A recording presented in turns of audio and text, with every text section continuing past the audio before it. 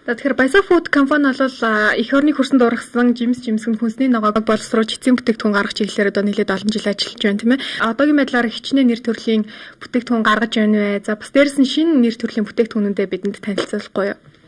За манай Баясаа Food компани бол 37 за одоо энэ жилдээ бол багтаага шинэ бүтээгдэхүүн үйлдвэрлээд 40 гаруй нэр төрлийн бүтээгдэхүүн бол зах зээл дээр худалдаалах юм байна. Эндээс бол бид нэр иймэрхүү дөрвөн шинэ бүтээгдэхүүн гарч байгаа. Энэ сармис байж байгаа, лечо байж байгаа, икра. Хамгийн гол онцлж ярих юм бол энд Багра Рагу гэдэг брэнд байж байгаа. Та бүхэн Рагу гэхээр бол мэдчихэж байгаа бах. Италийн одоо мах, томат, холимог соус байдаг. Энийг яг Монголын хөрсөнд буулгасан, монгол хүний хэрэглээнд тохирсон, монгол амттайгаар монгол хувилбарыг одоо Рагуг Монголын ард түмэнд тун удахгүй өргөхөд бол бэлэн болоод байгаамаа. За ижил төрлийн импортын бүтээгдэхүүнүүд бол манай зах зээлд хэдийн нэвтэрсэн байгаа шүү дээ. Тэгэхээр танаа үйлдвэрлэж байгаа бүтээгдэхүүнүүдийн хувьд ийм төрлийн бүтээгдэхүүнээс юугаараа онцлог давуу талтай вэ энэ талаар?